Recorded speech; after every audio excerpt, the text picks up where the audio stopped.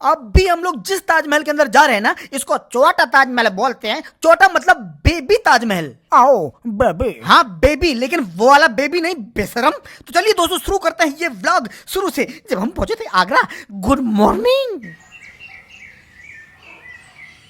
तो दोस्तों हमारी ट्रेन ने हमको सुबह के 3 बजे आगरा के रेलवे स्टेशन में उतार दिया था। अब आप लोग जानते हैं कि सुबह के 3 बजे को ब्रह्म मुहूर्त का समय भी बोला जाता है। हाँ, लेकिन उनके लिए जो सुबह के 3 बजे जागते हैं, लेकिन जो सोते हैं उनके लिए सुबह का 3 बजे का समय होता है गहरी नींद लेने का समय। यानी कि वो लोग ऐसे समय में सोते हैं जो पिछले जन्म में भी असुर थे, इस जन्म में भी असुर हैं और अगले जन्म में भी असुर होंगे। देखिए भैया, यह बताइए कि यह कौन से असुर हैं? हाँ जी, मेरे परम मित्र नितिन हैं, जिन्होंने मौका पाते ही नींद के सुर से सुर मिला लिया। लेकिन मैं जाग रहा था और जागते जागते मैं वहां की बाथरूम में घुसा। अब बाथरूम में घुसते ही जो मैंने देखा तो मुझे लगा कि यहाँ का ताजमहल ही संगमरमर से नहीं बना, यहाँ की बाथरूम भी संगमरमर से बनी है। ओए, लेकिन ये बता कि तू सुबह के 4 बजे बाथरूम में क्या कर रहा था? कहीं प्रेशर तो नहीं बन गया था? नहीं, प्रेशर नहीं बन रहा था। हुआ क्या था कि मैं घर से ठान के आया था कि मैं ताजमहल के संगमरमर के दर्शन मर के करूंगा, मतलब कि नहा के करूंगा। इसलिए आप लोग देख सकते हैं कि मेरे कंधे पर तौलिया मैंने रखी हुई है और बाथरूम के बाहर सुबह 4 बजे खड़ा हुआ हूं।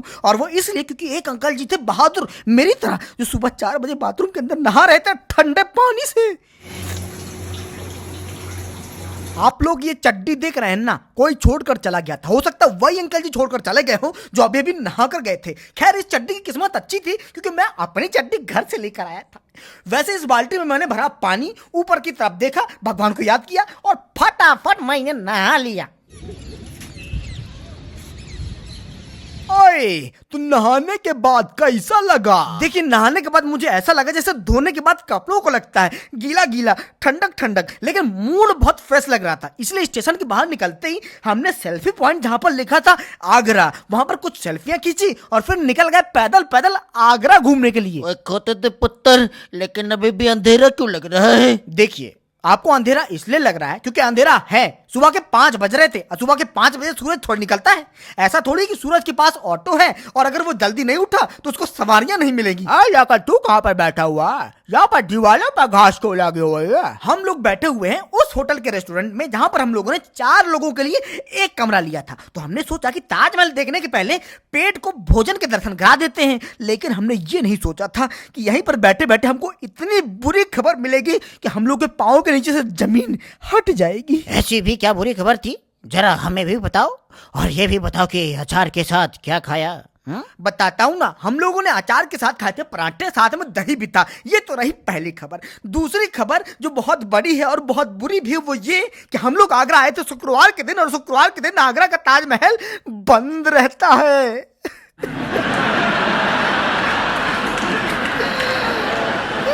अरे ये तो बहुत बुरा हुआ। ऐसा लगा होगा कि जैसे आसमान जमीन पर उतर आया है। भाई साहब, आसमान जमीन पर उतरता नहीं है, गिरता है। हम लोग ऊपर गिरा था ना तो हम लोग को महसूस हो रहा था। हाँ, ये बात अलग है कि मेरा दोस्त मेहुल 1 बार और मैं आगरा 2 बार आ चुका हूँ। यानी कि हम लोगों ने ताजमहल को आए बाएं आगे पीछे से देख चुका था। दुख तो हो रहा था इन 2 बेचारों के लिए, जिन लोगों के लिए चारों तरफ से ताजमहल बंद था। तो फिर अभी कहाँ जा रहे हो? कहीं ऑटो से वापस घर तो नहीं लौट रहे? नहीं, हम लोग घर नहीं लौट रहे हैं। अभी हम लोग जा रहे हैं ताजमहल की दूसरी तरफ, यानी कि यमुना नदी के दूसरे किनारे, जहां से मैं इन लोगों से मतलब मेरे दोस्त नितिन और मेरे साले को ताजमहल दिखाऊंगा। कम से कम इसलिए बोल रहा हूँ क्योंकि आगरा आने की टिकट मैंने ही कराई थी। तो मेरी ये कोशिश हो रही थी कि मैं इन लोगों के मन में अपने लिए गालियां कम उत्पन्न होने कितनी भी कोशिश कर ले, लेकिन बाकी लोग तुझे वो तो कह ही रहे होंगे जो सामने बैठा है। अब कह रहे होंगे तो कह रहे होंगे। देखिए, गलती तो कुत्तों से ही होती है ना, मतलब आदमी से ही होती है ना। मेहरबान कदरदान, तो अब तैयार जी देखने के लिए ताजमहल, लेकर थोड़ा दूर से। तो ये ताजमहल का दूसरी तरफ का हिस्सा है, यमुना नदी का दूसरी तरफ का किनारा है। यहाँ से भी ताजमहल बहुत खूबसूरत दिखता है क्योंकि यहाँ पर है एक बाग खूबसूरत सा जो अभी और खूबसूरत बन रहा है। तो मेरे दोस्त आगे आगे जाते जा रहे थे। ऐसा लग रहा था जैसे ताजमहल के अंदर जाके रुकेंगे, मुमताज जी को हाय बोल कर आएंगे। तो मैंने सोचा कि क्यों ना एक वीडियो व्लॉग बना लेता हूँ सेल्फी मोड में। तो मैंने देखा कि ताजमहल पीछे से भी गायब हो गया। मैंने सोचा ताजमहल कहाँ गायब हो गया, ये है।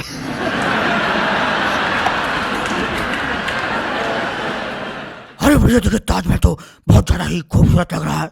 हाँ, बहुत खूबसूरत है। इसलिए तो मेरे साथियों ने वहां पहुंचते ही फोटोग्राफी करना शुरू कर दिया। कभी ताजमहल की फोटो खींचते, कभी अपने ताजा चेहरे की फोटो खींचते। तभी वहां आए अन्य पर्यटकों में से भी कुछ पर्यटकों ने मुझसे कहा, ये मोटा भाई हमारी फोटो खींच दो ने, तब मेरा भगवान भला करेगा। फिर तुमने उन लोगों की फोटो खींची कि नहीं? खींची ना, बिल्कुल फोटो खींची। अब ये बात अलग है कि जब उन लोगों ने अपने मोबाइल में फोटो देखी होगी तो भगवान से बोले होंगे कि भगवान इसका इतना भला करे, इतना भला करे कि ये अपने घर में सर के बाल गिरता रहे।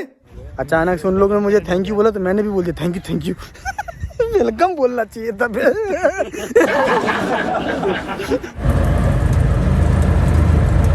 ए मामू, बोले तो ताजमहल को पीछे से देखने के बाद अब तुम लोग किधर जा रहे हो? देखिए, हमने एक ऑटो वाले भैया को बुक कर लिया था। उन्होंने हमसे कहा था कि देखिए आप हमको 1600 रुपए दीजिए, उसमें मैं आपको आगरे का ताजमहल पीछे से, बेबी ताजमहल अंदर बाहर हर तरफ से, आगरा का फोर्ट और 40 किलोमीटर दूर फतेहपुर सीकरी घुमा दूंगा। अच्छा, तो अभी तुम लोग बेबी ताजमहल देखने आए हो? जी, अब मैं आपको बेबी ताजमहल दिखाने वाला हूँ बाबा। तो यही है बेबी ताजमहल। तो दोस्तों, आज आप लोगों ने देखा ताजमहल थोड़ा पीछे से, थोड़ा दूर से, और देखा बेबी ताजमहल सामने से। और कल ये आप लोग को दिखाएगा आगरा का किला, जहां पर कई पिक्चरों की शूटिंग भी हुई है। तो दोस्तों, मुझे उम्मीद है कि ये व्लॉग देखकर आप लोगों को बहुत मजा आया होगा। मिलते हैं कल। बहुत बहुत धन्यवाद।